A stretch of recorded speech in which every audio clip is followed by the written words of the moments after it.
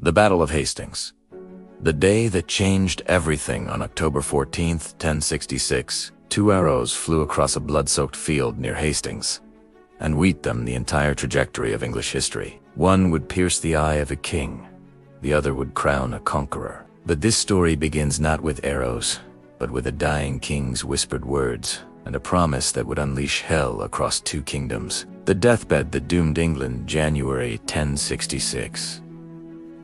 Edward the Confessor lay dying in Westminster Palace, and vultures were already circling. The childless king had supposedly promised the English throne to his Norman cousin, William of Normandy, years earlier. But on his deathbed, Edward made a fateful decision that would drench England in blood. He named Harold Godwinson, the powerful Earl of Wessex, as his heir. Harold's coronation the very next day sent shockwaves across the English Channel. In his Norman castle, William of Normandy flew into a rage that courtiers described as terrible to behold. The bastard Duchess William was illegitimate, had spent years planning for this moment, convinced the English crown was rightfully his. But Harold's betrayal cut deeper than mere politics. 2 years earlier, Harold had been shipwrecked on Norman shores and, according to Norman sources, had sworn a sacred oath on holy relics to support William's claim. Whether this oath was given freely or under duress remains history's most consequential mystery. The Vikings stormed from the north,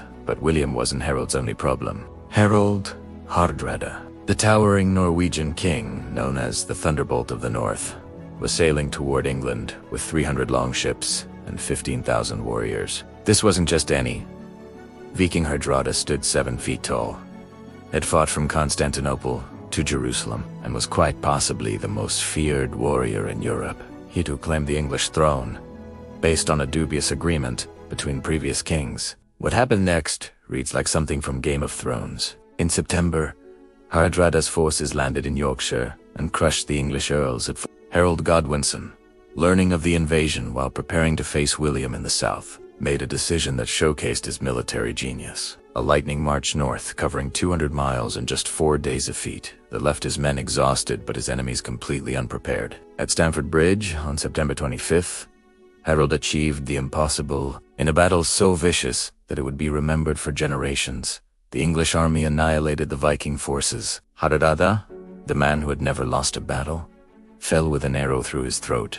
The defeat was so complete that the survivors needed only 24 ships to carry home what had required 300 to bring. It was the end of the Viking Age in England, but also the beginning of Harold's doom. The Norman gamble. 3 days after Stamford Bridge, Norman ships appeared off the English coast. William had been waiting for weeks, his invasion fleet trapped by contrary winds. Some historians suggest divine intervention or perhaps William's legendary cunning. The Duke had secured papal blessing for his invasion, painting Harold as an oathbreaker and usurper.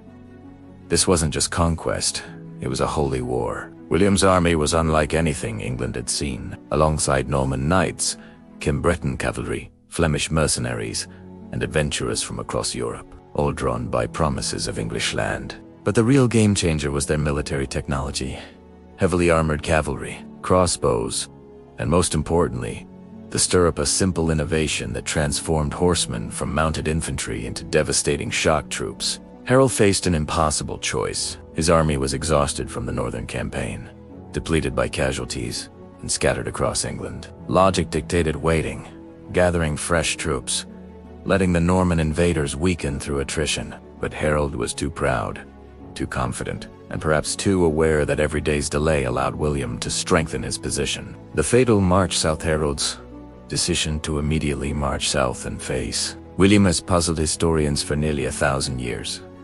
Was it strategic brilliance or fatal overconfidence? On the night of October 13th, the two armies camped within sight of each other. Norman knights spent the evening in prayer and confession, knowing that tomorrow would make them rich men or corpses. The English, positioned on Senlac Hill, now called Battle Hill, prepared their shield walla formation that had protected them for generations, but had never faced anything like what was coming. The day of destiny. Dawn brought a sight that would haunt English nightmares for centuries.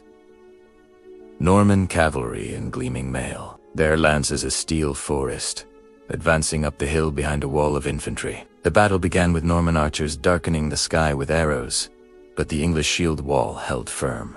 Then came the infantry, assault Bretons, Flemings and Normans crashing against the English line like waves against a cliff.